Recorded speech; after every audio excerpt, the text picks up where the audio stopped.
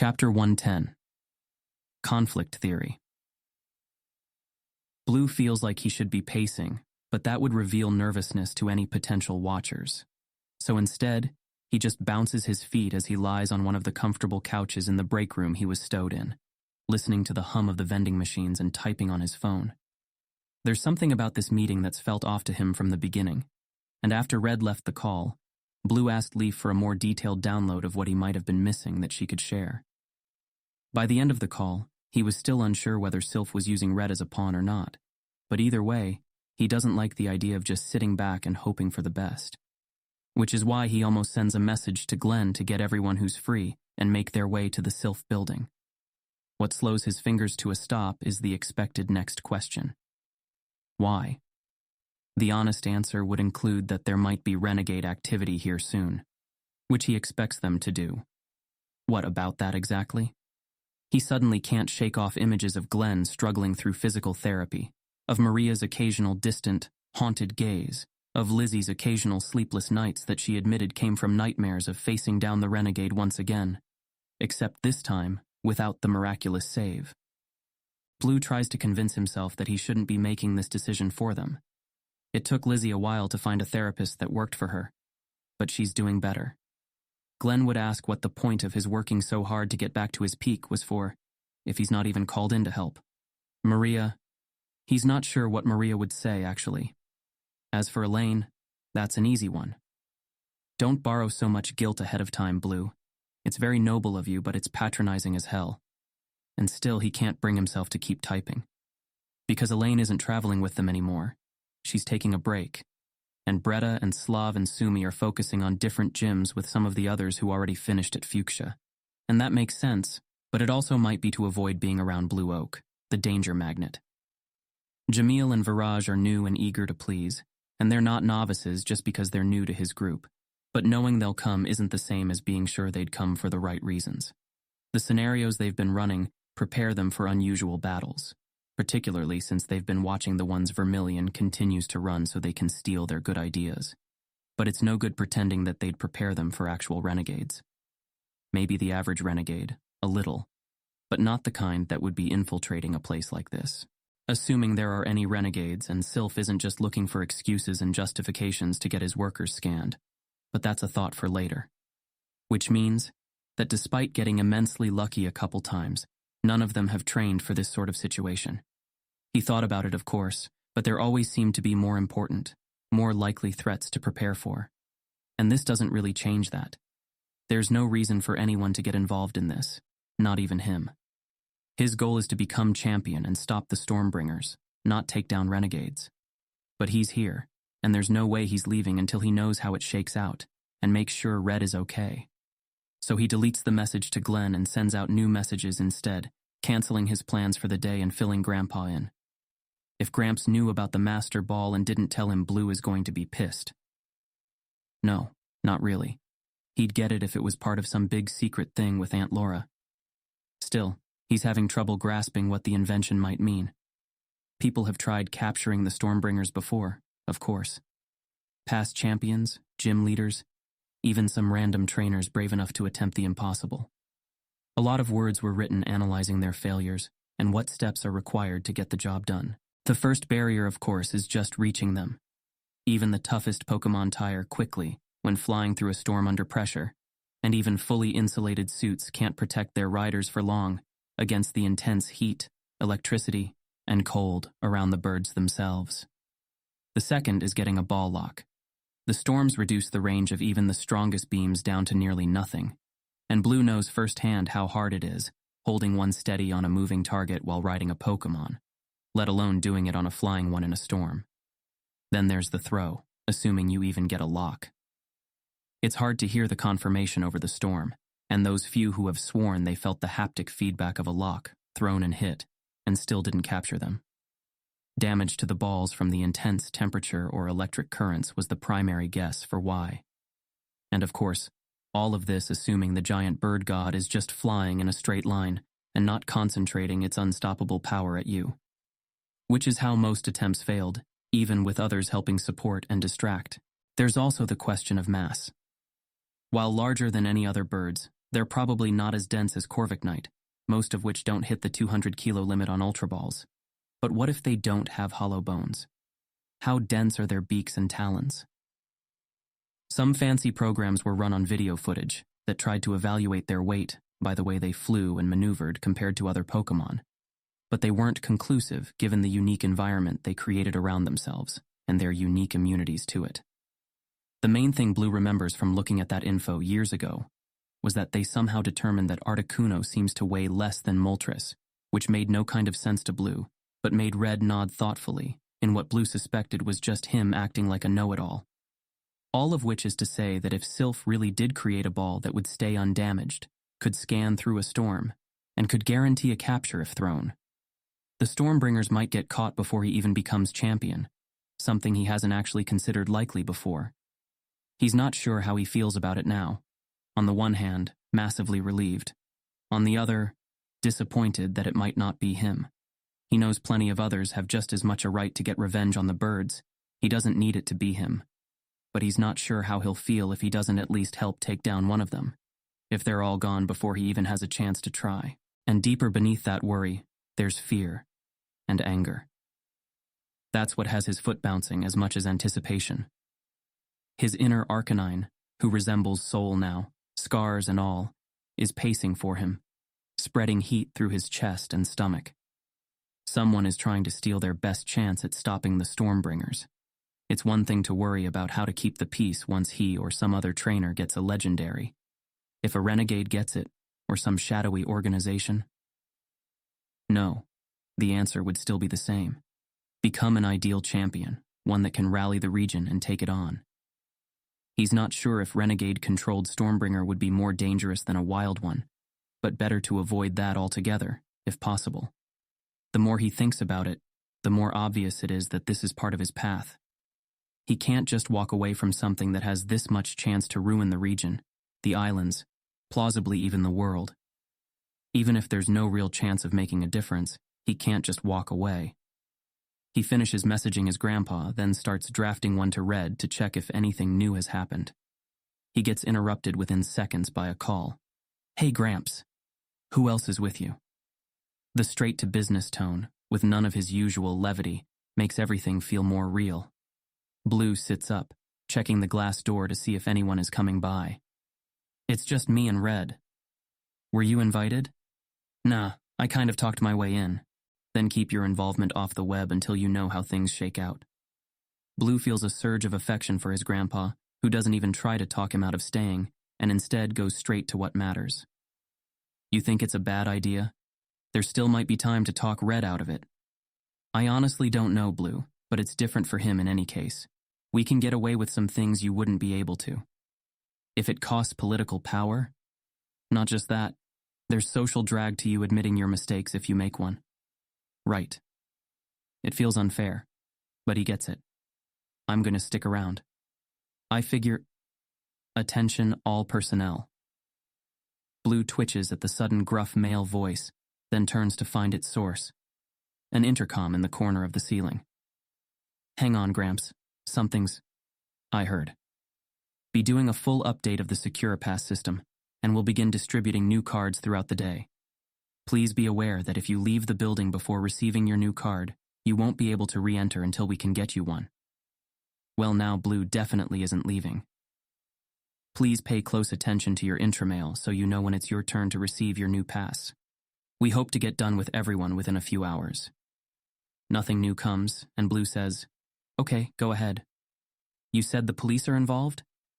"The city commissioner is here himself. Burl." I don't know him." "Problem?"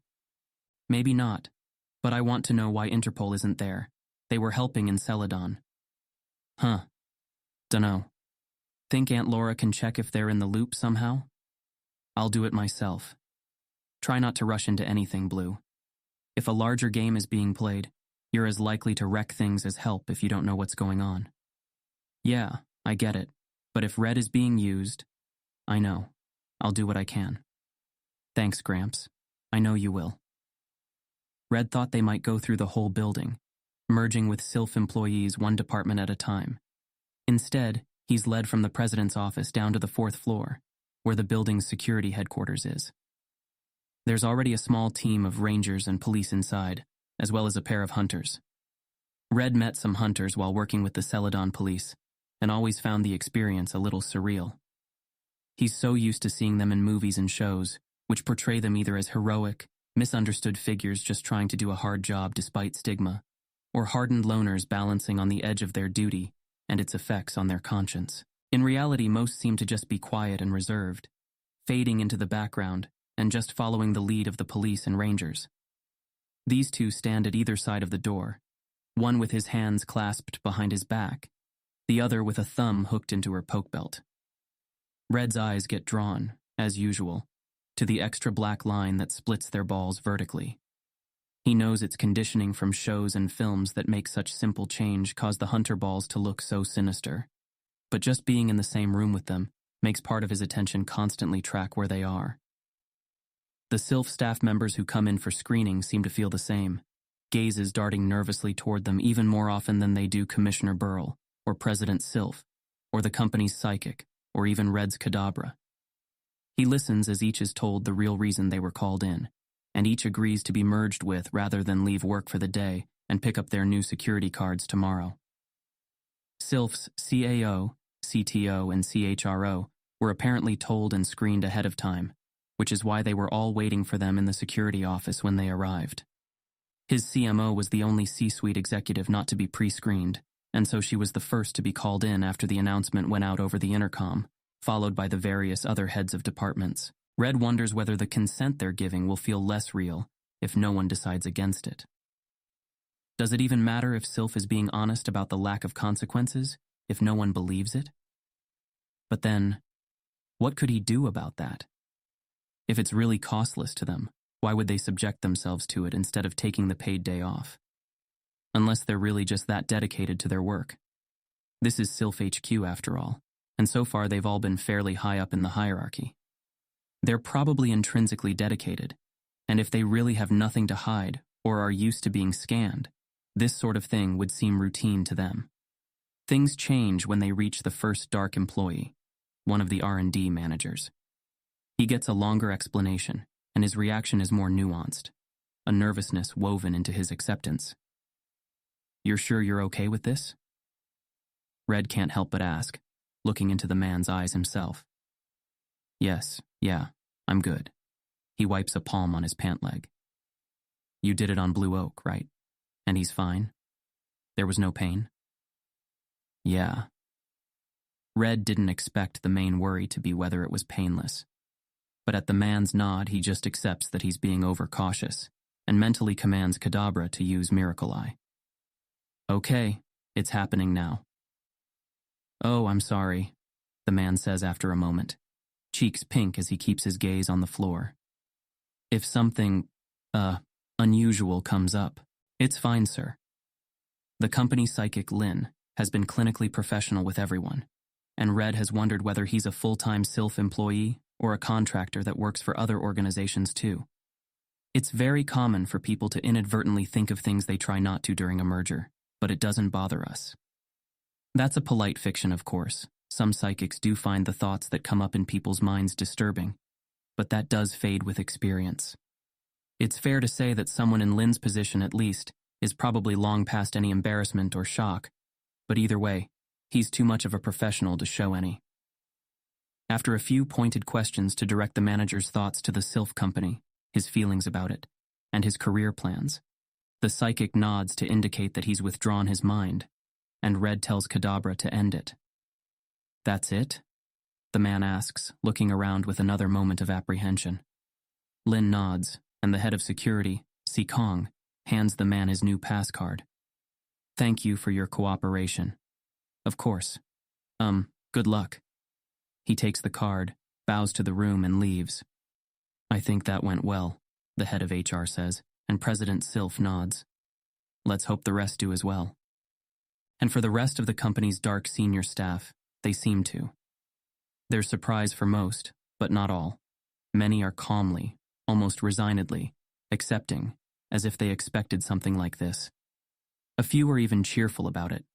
Red can't tell how genuine those are, since he's just assisting with the Miracle Eye, and not doing the mergers himself. But from what he can pick up by the brief period of surface thoughts, there's nothing obviously incongruent. There's a brief break as Lynn pauses to use the bathroom, and Red stretches his limbs by walking over to the glass wall that looks over the city's main street and cranks one of the levers on the side to open a window slot, letting some fresh air into the crowded room. One of the cops is leaning against the glass with Pranav, another Sylph security. "I don't like it," Red hears the cop murmur around her coffee cup. "If they talk about what we're doing, give warning." "What's the worst that happens? Someone leaves early?"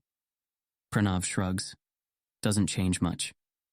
Tips them off if they're planning something. "I'll take it. Know you guys want to grab them, but so far as I'm concerned, a boring day where everything goes smooth is a win." He glances at Sylph, who's sitting at a desk and answering emails. The president said he prefers to be present, ensure the employees know the orders and assurances are both coming straight from the top. But Red can imagine it strikes the company's security as an unnecessary risk. Besides, not like they're going to subject themselves to a merge anyway, if they are planning something. Red has to admit that he's also unsure how this would help capture the potential renegade. There's always some chance they're overconfident, or feel trapped, and let themselves be merged with rather than raise suspicion. But the more likely outcome is they just leave. But after another half hour of working their way down through the middle managers and to the lowest ranks, no one's done that yet, and Red starts to feel more nervous about it. Not the sort of nerves that makes him feel like he's in danger. One of the hunters has a wiggly tuff out and earplugs in, if anyone who walks in tries to start something they'd be unconscious in seconds. But still, his feet keep tapping restlessly under his seat. He's just about to try focusing to see if his unease is coming from moral ambiguity, or something else when the CAO, whose name Red has already forgotten, claps his hands together with a satisfied sigh. "All right, that's everyone in leadership. Causeway, I think we can deal with everyone else without you." President Sylph looks up at him. "You're sure?" "Yes," says the woman in a three-piece suit that Red is pretty sure is the CHRO. "They'd probably feel more intimidated than anything. Go get some work done." President Sylph smiles. "You know me too well." He fiddles with the mouse and keyboard for a moment, then straightens his cuffs as he stands. "All right, I'll be in my office if you need me." Sikong looks to his subordinate. "Pranav, go with him." "Yes, sir." He gives the female cop a small wave and escorts the president to the door, where Sylph pauses and turns back to Red. "Be sure to come back up before you leave, Mr. Veras, so I can thank you again." Red just nods, and then they're gone. As soon as the president leaves, some tension leaks out of the collective minds in the room, and the CHRO doesn't waste a moment before turning to the CAO and CTO saying, "Same goes for you two." They exchange glances, and the CAO opens his mouth, then closes it with a wry smile and nods. "Yeah, all right, call me. If I need you, yeah. You all right here, Valentin?" The CTO asks the guy in the room who's been reprogramming people's new security badges. Red presumes he's in charge of cybersecurity, but it's been hard to tell what the organizational structure here is. "I'm good, sir." The IT engineer flashes a thumbs up without looking away from his computer. "Everything looks good from the lab, too." "I'll go see how they're doing with the rest then." Once the two men leave, the room starts to feel a bit less crowded, with just the CHRO, Valentin, Sikong, and Lynn from the company, while Burl, the female officer, and the two hunters represent the city.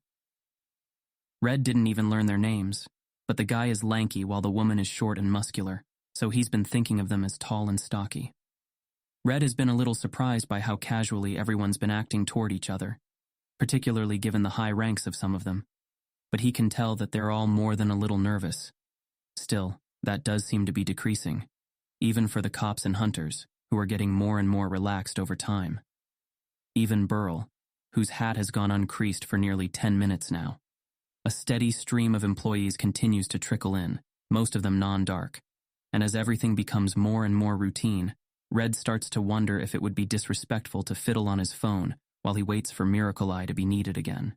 He checks in with Kadabra instead, merging with his Pokemon to send reassurance at some of his restlessness, then sending their combined senses outward in every direction. With Kadabra's incredible range, he could count every employee mind on the surrounding floors if he wanted to. and it's a little dizzying being aware of so many anonymous minds at once. At best, he can aggregate emotional impressions, a dozen people feeling anxiety, another dozen or so deeply focused on some task, a small scattering of people who seem to be on break, or relaxing in some other way, particularly clustered in a couple rooms that he guesses are kitchens. It's particularly interesting noticing where people's attention is focused and how open they are to the world around them compared to something specific that they're deliberately paying attention to. He wonders whether his own awareness shifts, and, as he notices the way it automatically seems to glance at the people around him, what triggers it for himself when he's not deliberately focused on anything. This is Red Varys, who will be allowing me to merge with your thoughts. Red pulls his mind back and focuses on the employee in front of him, trying to look attentive and unthreatening.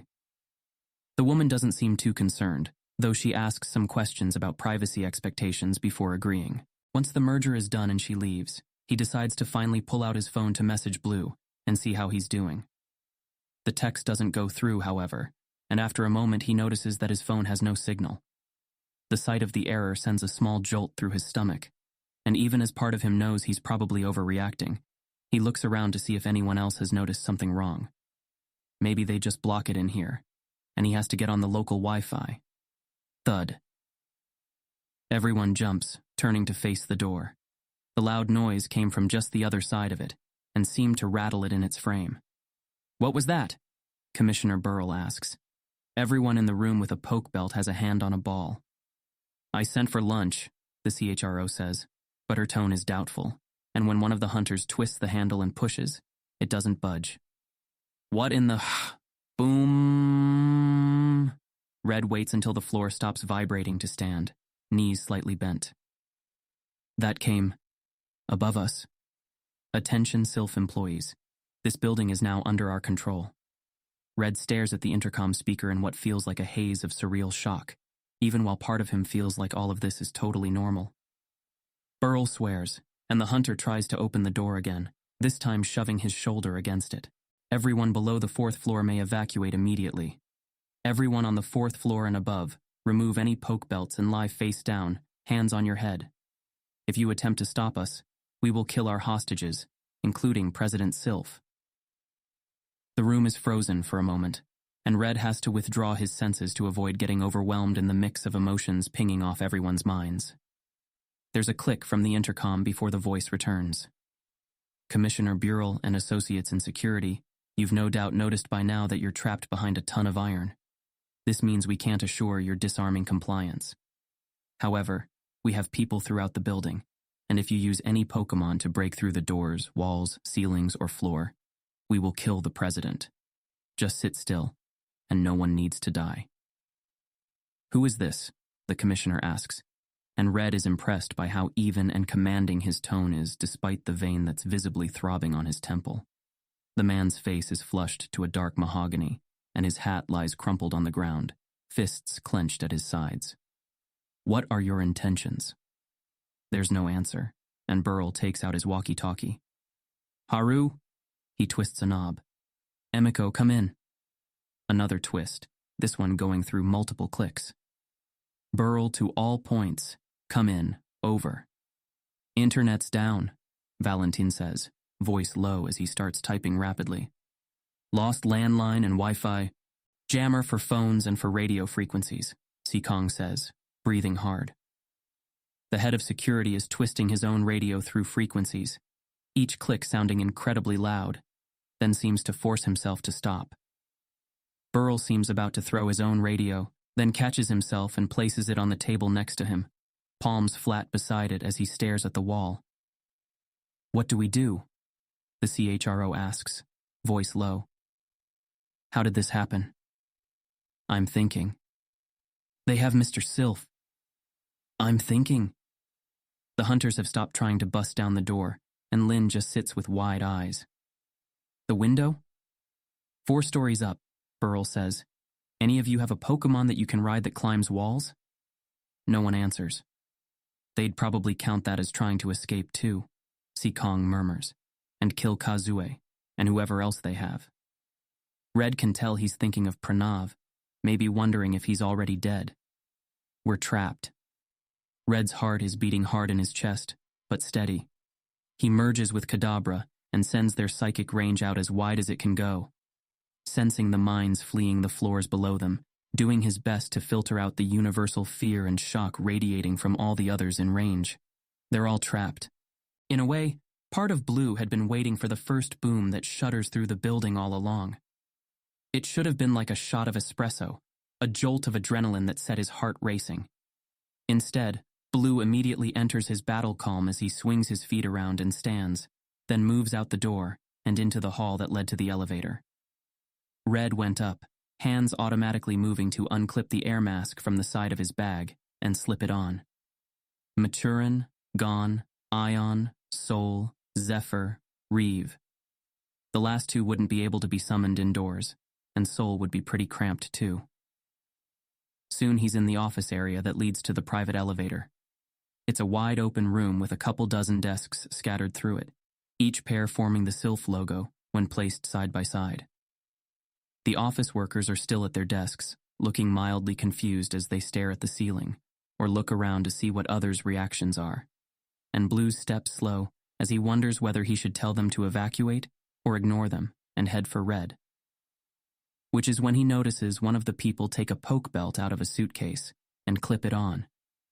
In any other context, Blue would admire the person's level-headedness and reaction time. If you hear something like that, regardless of where you are, your first step should be to reach for your belt. But there's something too calm, too sure about the man's movements, and the memory association is immediate and impossible to ignore. It's been nearly a year since he helped catch Yuta, but he still dreams about it, sometimes. Renegade! The word comes out before he can consider it, an explosion of sound that gets more reaction from everyone than the boom had. Only too late, in the moment where everyone turns to him in shock, does Blue consider other explanations for what he saw. An ex-trainer or ranger, or even an undercover cop or security guard. And then the man throws two balls at the only relatively empty parts of the office, the spaces in front of the doors. One releases a Vileplume, the other a Blastoise. The Pokemon have barely been summoned before he takes a face mask out of his suitcase and has clipped it on. Nobody move. Blue has already started kicking rolling chairs and shoving over desks, throwing himself behind one as he tosses out a ball. Go, Gon, sa! As the freshly summoned Breloom shoots a cloud of sleep-inducing spores at the Blastoise, Blue has a moment to uselessly wish he had a chance to use a PC and switch his Pokemon. And then he's rolling across the floor to shove more things out of the way so he can summon his Arcanine, which takes twice as long. As he works, a barked command from the Renegade sends a splash of acid onto Gon from behind, causing him to cry out in pain. Blue grits his teeth and finishes clearing a space. Go, Sol! People start yelling and rushing out of the way as soon as the Arcanine appears, head brushing the ceiling. Blue almost orders a flame charge as a second blob of acid sails through the air, drops leaving smoking holes in the carpet, then remembers where they are and shouts, Faff! Instead, pointing up and vaguely toward the Vileplume from behind cover. The next few moments are full of screams and crashing sounds as Sol goes charging through the office space. Someone has started making an announcement on the office intercom, but Blue has no attention to spare for it, and cranes his head up to see how the battle is going, which is how he spots the Renegade clearing some space around himself. If Blue had been asked how annoying it would be to have a real Pokemon battle in an office building, he could have gone on a 2-hour rant. Just because he hasn't trained to battle renegades doesn't mean he hasn't trained to battle indoors. After everything he and his friends have been through, particularly stories of Leaf and Red's battles in Vermilion, he'd have to be a fool to expect most incidents he ends up battling in to be in the wild. So he practiced in Sims, and looked up advice online, and even found a few buildings marked for demolition to set a few of the fuchsia scenarios in. One of the main difficulties involved not having space to summon Pokemon, so Blue got good at thinking and acting in ways that would create space while acting on new ones that show up naturally in the course of the battle, even while he found it incredibly annoying and tedious compared to the smooth back and forth of even a wild outdoor battle. Of course, his practice sessions didn't include battling a renegade who was also trying to make space. And at the end of the day, who uses it comes down to who's got better reflexes. His arm snaps out while the renegade is still raising his ball, and Maturin appears just as the man tries to summon his own Pokemon. The Renegade's ball gives a low error beep to indicate that the summoning area isn't clear, and as the man scrambles to create more space, Blue quickly checks the other battles. Gon has put the Blastoise to sleep, but is clearly hurting from the Vileplume's acid. Thankfully, Sol is savaging the flower Pokemon, flame-lined jaws tearing burnt petals off one at a time. So Blue rushes over to spray some potion on his Breloom before a Sab has it spitting seeds out in a rapid stream at the Blastoise's tough shell. Blue turns back to see Maturin standing in ready expectation, its attention shifting between the Pokemon fighting around it. It has nothing that he could order it to do to a human, but once the other battles are done, the 3 Pokemon he has out should be able to easily overwhelm whatever the Renegade summons. Still, better to deny that one too, if he can. He prepares to throw Ion's ball, then notices that the Renegade has stopped pushing desks out of the way and finished yanking a Great Ball out of his pocket. A variety of others falling and scattering on the ground. And a jolt of energy sends Blue rushing forward, even as the man enlarges it and takes aim at Maturin. He's not going to make it. Time fractures, 2 futures splayed out before him. In one, he sacrifices his starter to what might be permanent psychological damage. Maybe he'll be able to clean up the confused mix of conditioning, with months of careful reprogramming and retraining. But maybe not. In another, he withdraws Maturin. The Renegade summons a new Pokemon in the empty space, and Blue probably dies before his other Pokemon can come save him. It's the sort of decision that can only ever be made one way.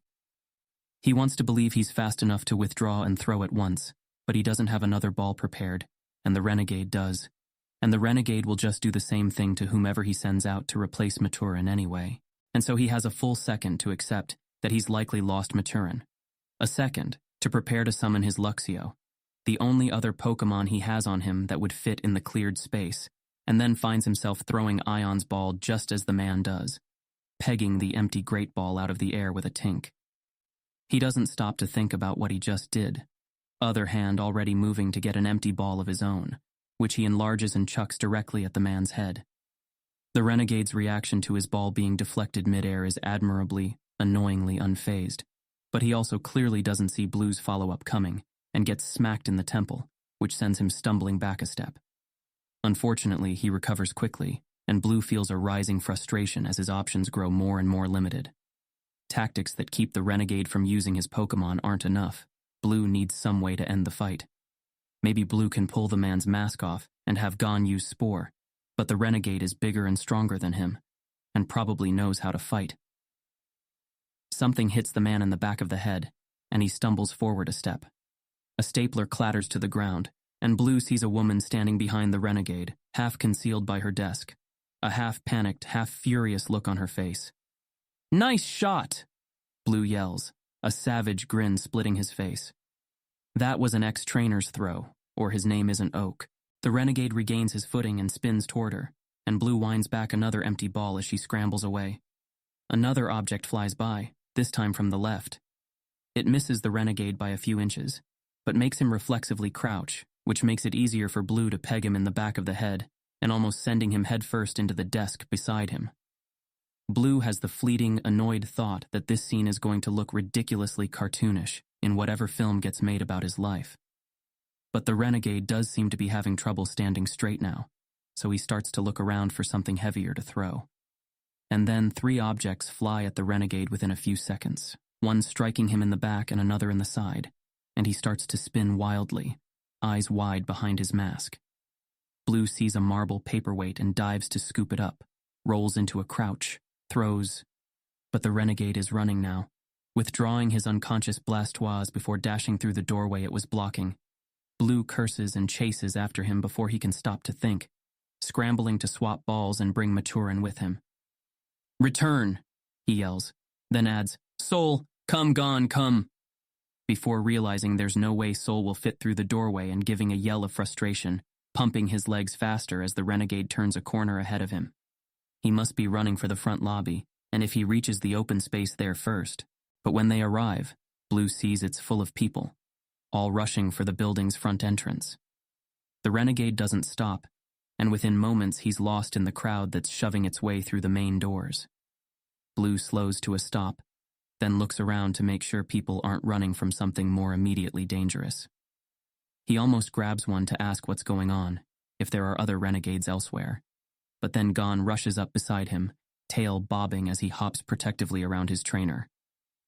Blue takes a moment to catch his breath, then returns Gon to his ball and rushes back the way he came, past open and empty offices to where Soul's head is stuck through the doorway of the room they were in, clearly trying to find a way to squeeze his body through.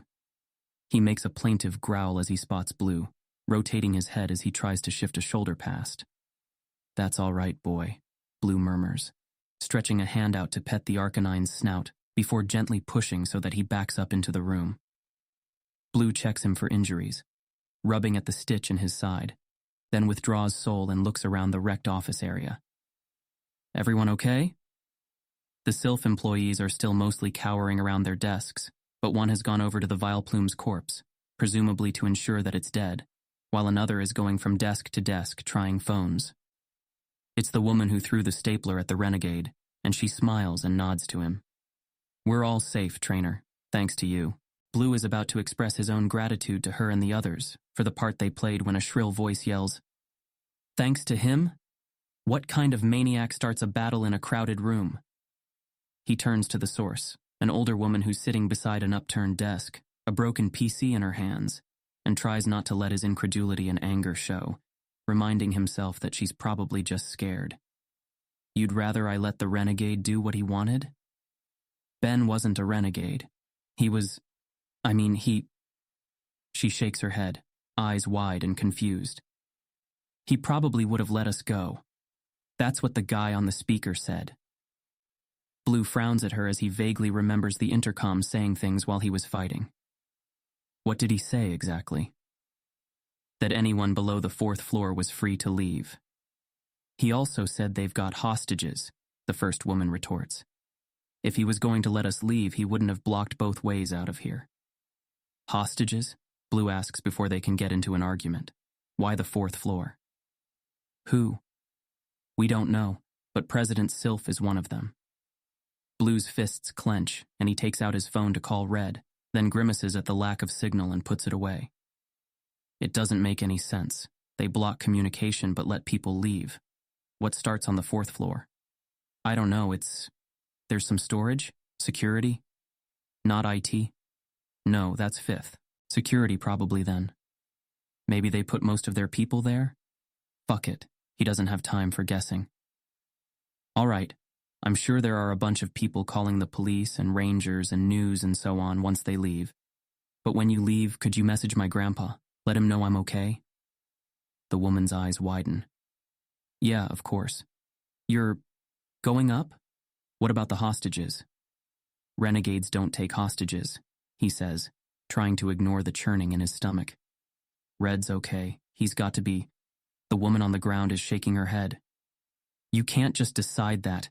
They've clearly got a plan. You don't know they'll kill anyone." "Renegades don't leave witnesses," Blue yells, heat filling his chest thinking of what happened under the casino. "They're evil, pure and simple, and whatever they're here for, they can't be allowed to get it. If Sylph is alive, it's because they need him for something. But once they have what they want, they'll kill anyone who saw them. Letting others leave means they know they'll be gone before the police and hunters get here. What they're not accounting for is him being here." The lady hangs her head, staring at the broken computer, and he feels his anger flare up again before he forces it out with his next breath and turns back to the younger woman. "Is there a PC connected to the storage system on this floor?" "No, I don't think so, but they should have one." "On the 4th, he guesses, and sighs when she nods, running a hand through his hair. He'd like to swap some of his Pokemon out. Hell, he'd like to get some backup. He's painfully aware that he didn't win that fight, just stalled it until he got lucky. The whole reason he didn't tell Glenn and the others to come is that none of them are equipped to handle renegades, and part of him is kicking himself for not having called them anyway. With time to think, to imagine what's ahead, he can feel fear trying to creep through his body, to freeze him in place. Red would tell him not to be stupid, not to rush into the field full of Beedrill, or the burning building. But he has no idea what's happening upstairs right now, and if delaying a few minutes means the renegades get the Master Ball, or something happens to Red. He goes to find Ion's ball and reclip it to his belt, trying not to think about the way he threw one Pokemon away on a slim chance of saving another, then heads for the private elevator, picking up the marble paperweight along the way. I'm coming, Red. Once the shock starts to wear off, it's not long before tempers begin to flare. Thank you for your advice, but the presence of renegades makes our job clear. My job is to keep President Sylph safe. It's also to keep company tech from falling into the wrong hands, Burrell says, facing the chief of security down with a flat expression. And I could imagine the president would say that if it's between his safety or the master ball. Seekong shakes his head with a look of disgust. Whether you're right or not, there are other lives on the line too. I'm not assisting with any plan that might put them in danger. If you expect the renegades to let him live, Stocky says, you are badly mistaken. The hunters have completely changed. From passively fading into the background, their bodies are brimming with energy, and they seem a hair's breadth away from sudden action at any moment, which makes it hard not to feel an adrenaline kick just from being in the same room as them. Red is spending half of his attention soothing Kadabra, who began to grow agitated from picking up on the tension and fear around them. Red would have withdrawn him, but it's useful having the extra range for his psychic senses. Reinforcements will be here soon, Lanky adds, but they plan to be gone by then. The hostages. Renegade activity presumes constant danger to everyone, Stocky says, then turns to the police commissioner. With your permission, sir? Now wait just a minute. Not yet, Burrell says, ignoring Saikong and turning to Valentine. I need you to tell me how compromised the labs might be. Is there any chance they can take what's there? Valentin stares at the commissioner for a moment before glancing at his livid security chief, then back. I don't know. They shouldn't be able to get anything. The Master Ball is being digitally stored in multiple parts, but if they have hostages, they might be able to convince someone to give them what they need, which is likely if they threaten to kill them or those around them. Burrell takes a deep breath, then lets it out, veins still throbbing in his temple before he turns to the hunters. Suggestions. Bring the building down, Lanky says, one hand patting an Ultra Ball on his hip. Can you do it from here? No, sir. Would need to get outside first.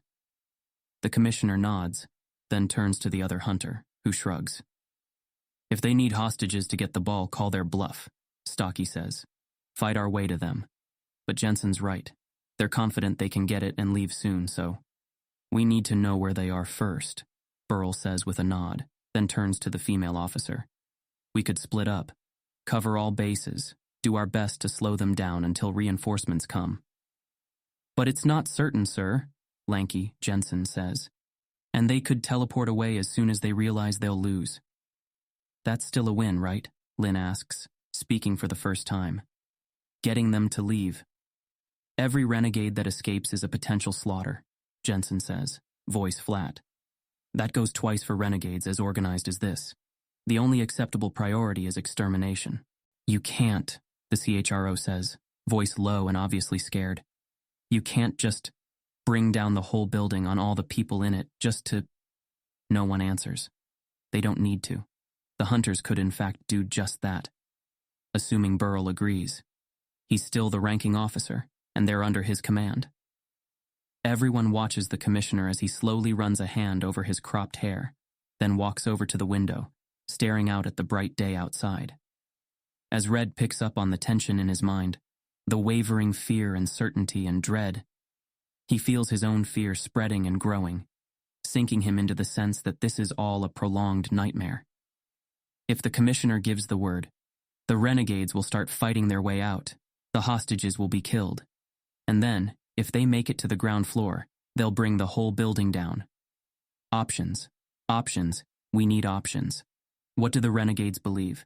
That they hold all the cards. That as long as the police and hunters are stuck in here, and as long as they have hostages, they can get the Master Ball. So they need to get the hostages away from them. But they can't do that while they're stuck here. Red feels sweat beating his skin despite the cool breeze, and glances at the window beside Burrell. They're not actually stuck here. Any of them with a teleporting Pokemon can leave. He could leave if he's willing to wash his hands of all this, make it not his problem. Save himself, and maybe consign Blue and the others to death. Or perhaps worse, let the renegades get the master ball. His heart starts to beat faster, and Red closes his eyes. Options? He needs options. What can he do that the renegades won't expect? And then his partition is down, and he's his full self again, considering all the options he's already cataloged while it was up. They don't know he can perfectly lie to psychics, but that doesn't help him at the moment. They don't know he can project Saki, but that only helps if he can merge with their Pokemon. Most importantly, they don't know he can teleport indoors. Not unless they believed his claim that he could, which most who don't know him don't seem to, and which they're certainly not acting like they do. Of course, whether he can isn't the issue. It's whether he will, if he tries. His Abra was able to teleport him to his room because he fundamentally believed it was safe. There's no way he's going to believe that about any part of the Sylph building, unless he tricks part of him into believing it by partitioning and amnesiaing what he's doing it for.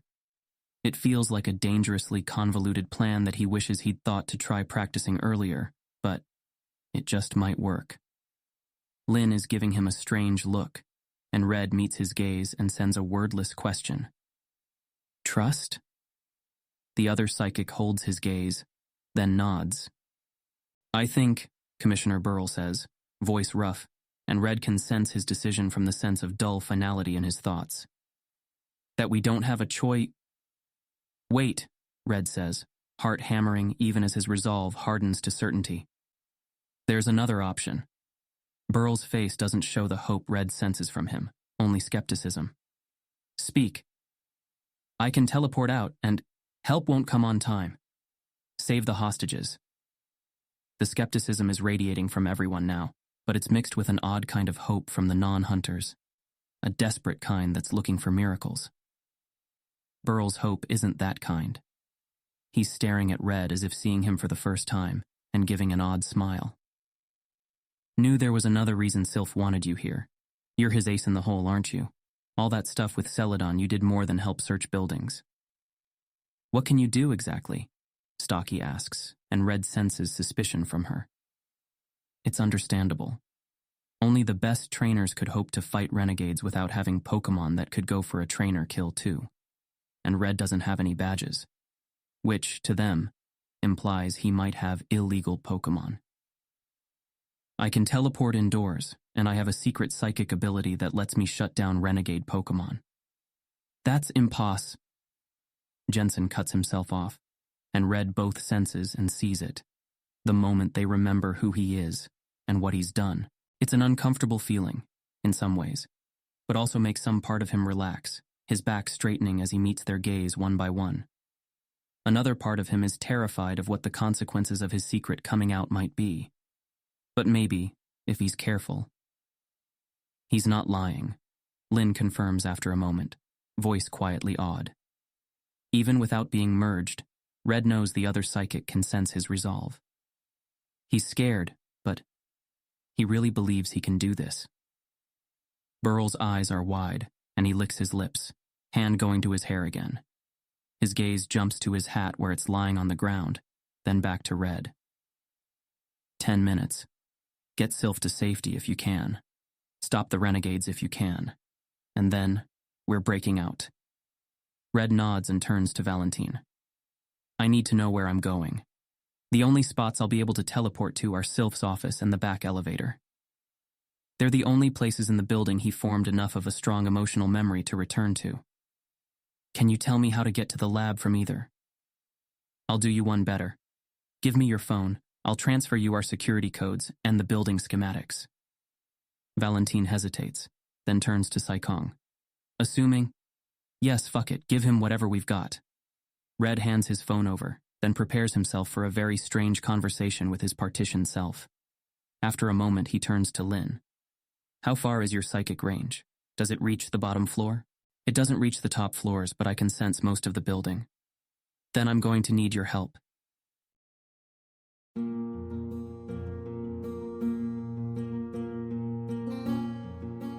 This has been an AI reading of the Pokemon fanfic, Pokemon: The Origin of Species, written by Daystar Eld.